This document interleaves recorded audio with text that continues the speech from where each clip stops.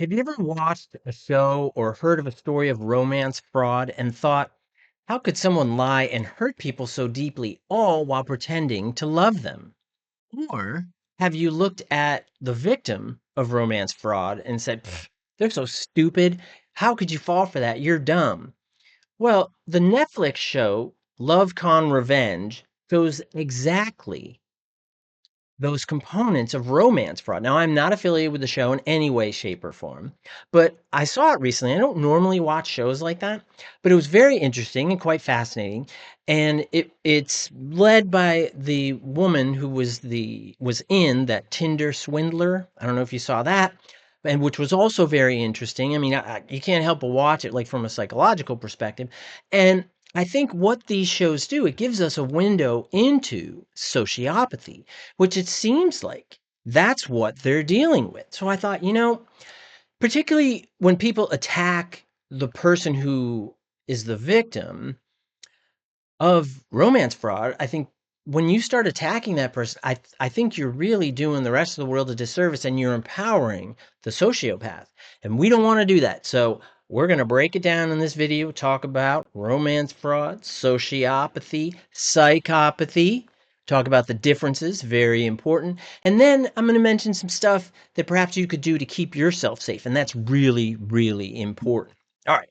So what is romance fraud? So romance fraud is when someone pretends to love or care for you to gain money, power, or control. Now, if you've seen my other videos, you know that when I talk about personality, particularly personality disorders, I talk about surface content and core content.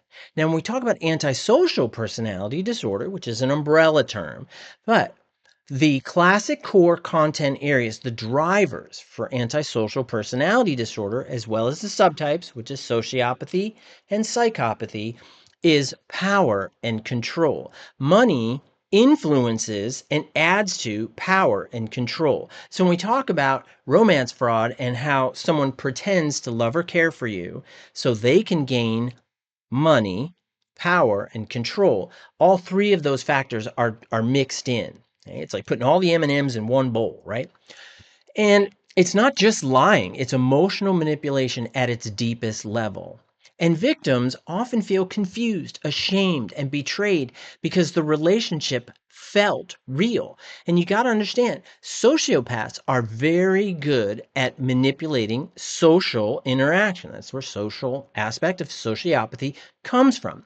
Now, I spent 21 years working in federal prisons and then several years before that working in state penitentiaries and state jails and things like that. So I've been around a lot of individuals that would qualify for sociopaths or sociopathic. So I'm bringing a lot of my own experience and knowledge to this to help you so you don't fall for it. Let's increase the probability of you not falling for it. Let me give you some examples. Someone showers you with attention, love bombing, then suddenly pressures you for money. And this is because maybe they never cared for you. They were grooming you for a payoff, which could be another aspect. They're love bombing. They're kind of, reeling you in, right? You're that big fish and they're reeling in and they can almost smell what you need. Very, very fascinating. I'll tell you about a personal example a little later. Now, within your family, let me give you another example. So your family warns you, but you defend the person. That's the really skilled sociopath.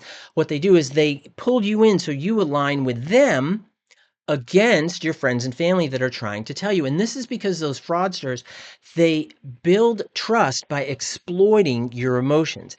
And they will also tell you ahead of time that your family's jealous of our relationship. I wouldn't be surprised if they were telling you terrible things about me because they want us to break up so they have more control over you. And when they say it and how they say it, particularly it could be after like, love making or after a great trip or whatever, because all those endorphins, right? All those neurotransmitters are just shooting all that dopamine and all that stuff. And then you feel a greater connection. That's the time to come in. They're very good at timing too, important to know. And let's say in treatment, so survivors often come into therapy and they feel this sense of being broken or foolish. And this because that manipulation, it attacks their self-esteem and trust. So now they're not sure who that they trust. So in working with victims, of romance fraud. Particularly, they feel really off balance, they've been taken advantage of, and sometimes they even question their own intelligence by saying, "How could I have been so stupid?" Hey, hey, hey, hey, if you're thinking that, whoa, dial that back, because hindsight is 2020, and it's not fair. We can't live our life basing our decisions on our hindsight. We have to deal with the moments that we're in. We can learn from our past, absolutely, and add that into current decisions and situations that we need to figure out, absolutely. But we can't, or we should, or we could. I encourage you, how's that? I encourage you to resist attacking yourself for it. All that does is feed the sociopath, and we don't want to do that. So let me ask you, have you ever seen a relationship when someone's love seemed too good to be true? You've been like. And that's often that first warning sign of romance fraud, when things move too fast or they feel perfect right away. And that was something I noticed not only in the Tinder swindler thing, also in working with victims of romance fraud, also in that Love Con Revenge show that I mentioned. Those they got deep into these relationships so fast. And the fraudsters, what they did is they connected their love with a lot of stress, fear, problems, or issues in the individual. Again, remember, they have great sniffers. They can smell you from miles and miles away. So what is sociopathy? Like, what are we talking about? Is this just a jerk? Is this somebody who's just able to read people? What's the deal? Sociopathy, now, that is a subtype of antisocial personality disorder. Traits of sociopathy include lying, impulsivity, manipulation, lack of guilt, and typically shallow emotions. It's also important to realize that sociopaths, the socio component, is that they are very skilled socially. Again, I'm gonna tell you about something that I experienced a little later. So here it comes. Hold on. I'm not telling you yet. It's coming up. Now, sociopaths, they often live like on the edge. They have engaged in a lot of like risky behaviors, unstable work, relationships. They often set up the lie because typically they've been running this lie over and over and over and over again. And typically, the way that they present, like if you're crazy about somebody, do you ever look at what their profession is, what their degree is? Is it real? I mean, of course not, right? Because you're like, oh my God, this person's so great. You're so wonderful and all this other stuff. And I get it. I get it. And I'm not telling you to start a relationship and then massively distrust them. I'm not telling you that either, because we're going to talk about ways of dealing with this in just a little bit. Romance fraud, remember that the sociopath is very charming.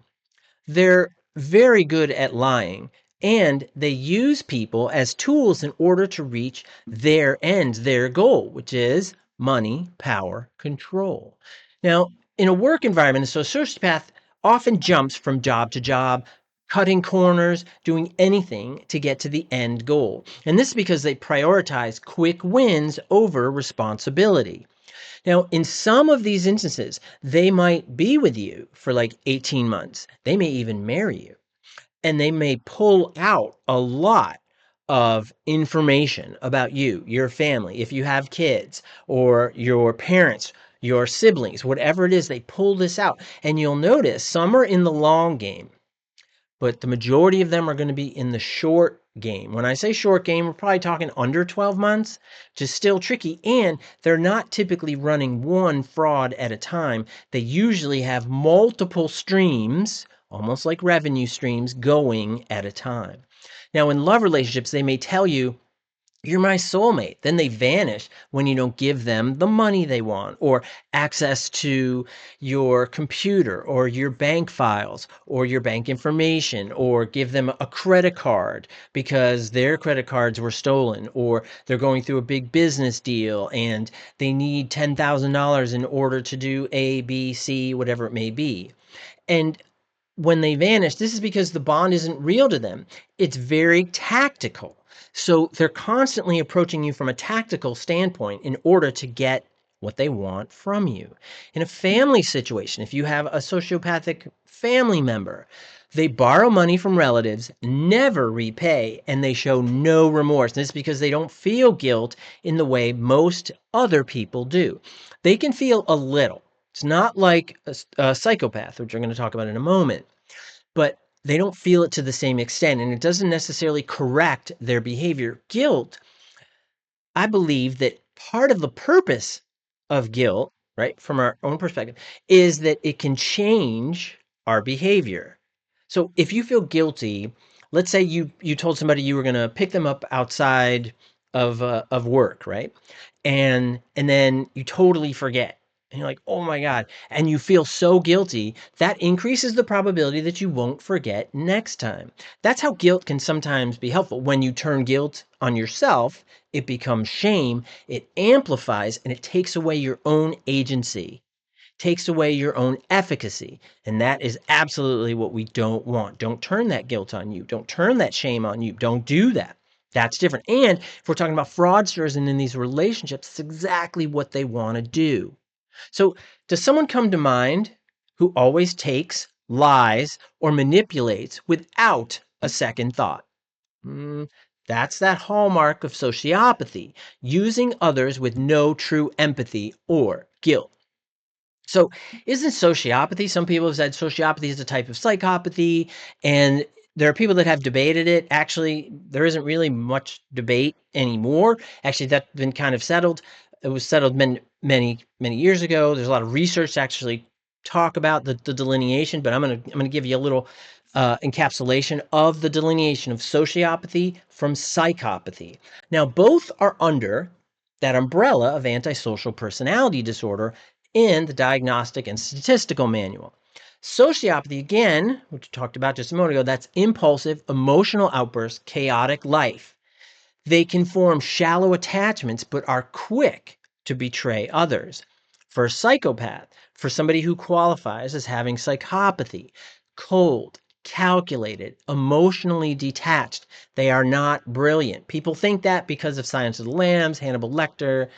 No, they tend to have average intelligence, but they can be charming. Now, the psychopaths that I've met weren't particularly charming.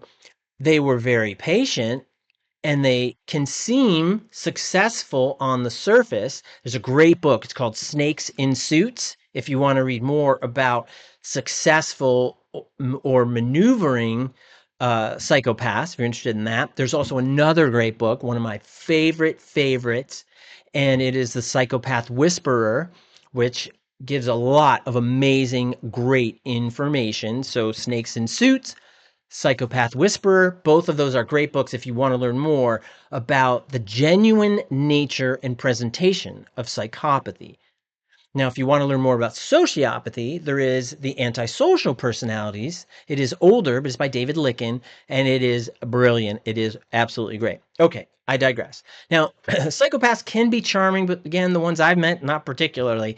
And they can even look successful on the surface, but because I met most of them within a prison setting, they already got busted. So a lot of times they will keep engaging in behaviors until they do get arrested. And relationships are entirely strategic to them. They don't have that emotional connection. It is very blunted. It is very separated. They don't have, even neurologically, when fMRI studies were done, they don't have the same brain response, right? Neurological response to emotional stimuli. So for your psychopath, you're also seeing neurological differences, which is critical, which is what that Psychopath Whisperer, that book focuses on. Again, check it out. It's really great. So just rule of thumb, sociopaths, hot-headed manipulators, psychopaths, cold planners.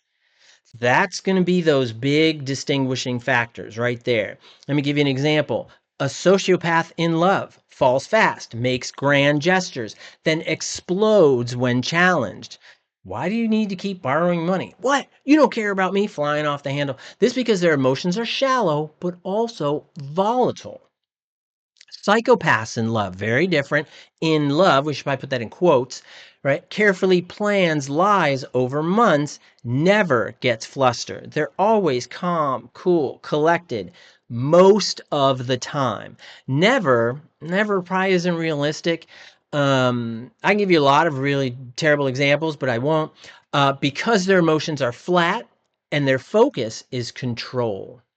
Now, let me tell you that story that I mentioned earlier. Okay. So, right, many years ago, it was over 10 years ago. So, I'm working in the prison that I was working in at the time, and it was a female unit. So on the female unit, this woman comes up to me, and she says, "Hey, Dr. Fox, how you doing?" And I'd seen her. I mean, she's been on the unit for a while. She would come in and out of prison, and he said, "How you doing?" I said, "Oh, I'm doing all right." And at the time, they had these like legal interns coming in and doing tours so they could see a federal prison and so on and so forth.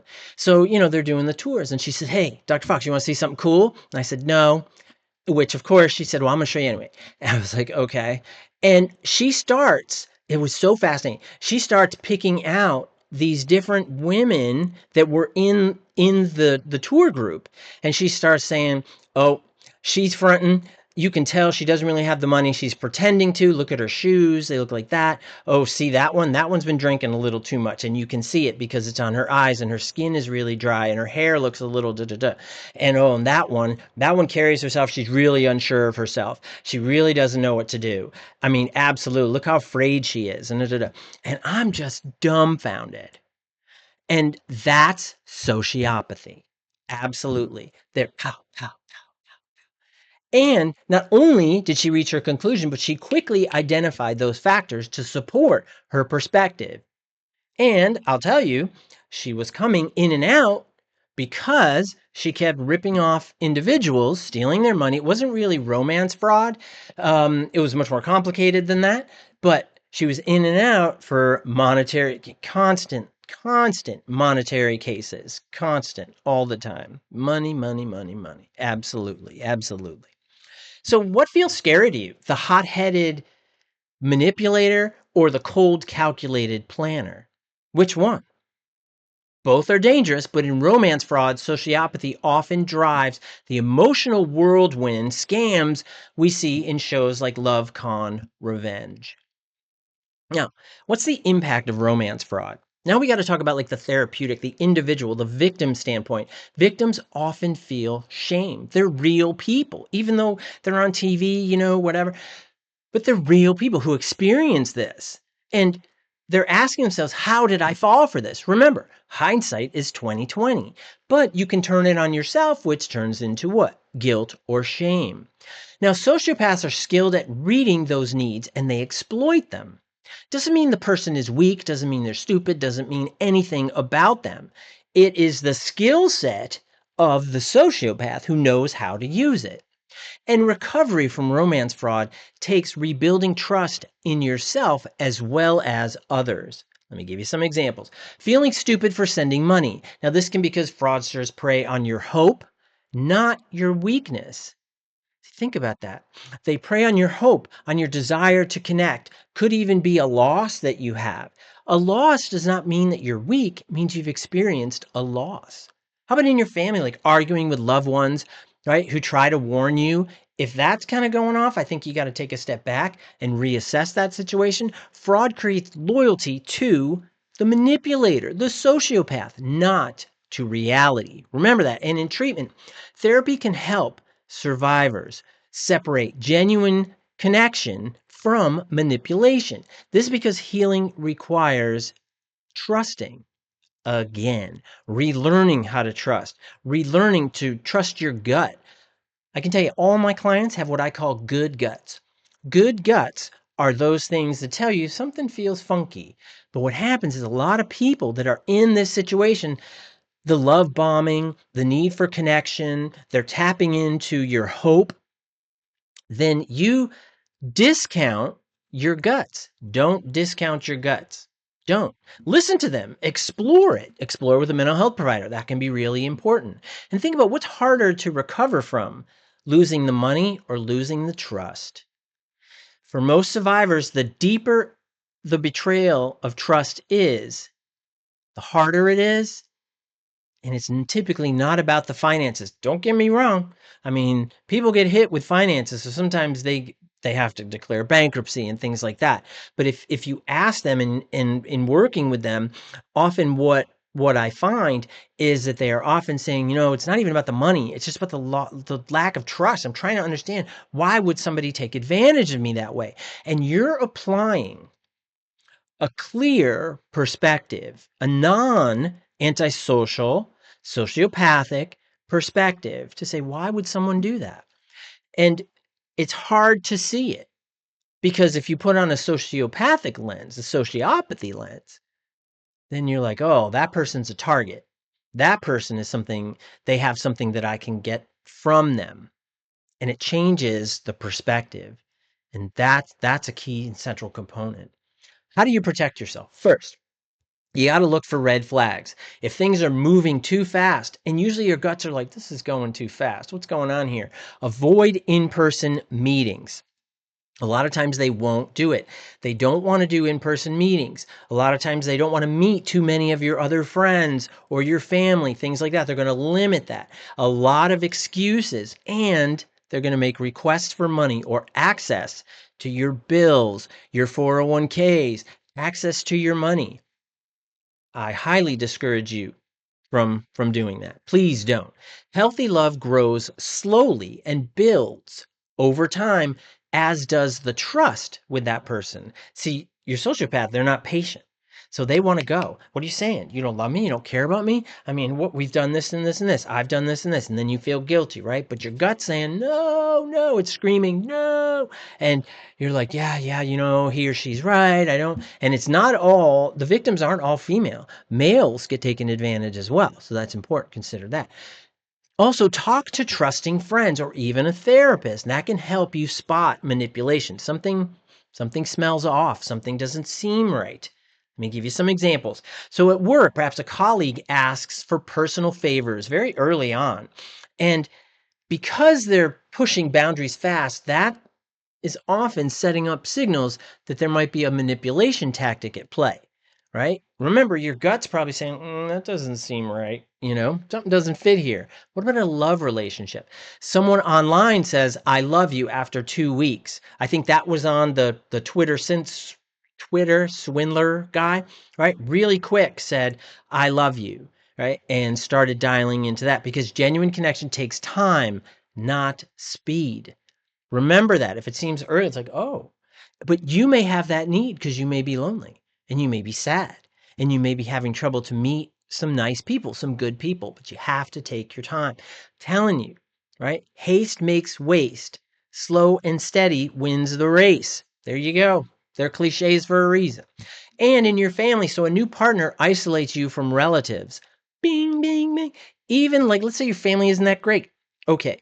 But if that new individual in your life is really pushing to separate you from family, from friends, from others, cutting off support makes fraud easier. The more isolated you are, the more they can get in and control you. Huge red flag.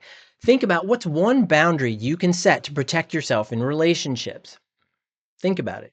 And remember, boundaries don't block love. They filter out people who will exploit it. That is so important to remember.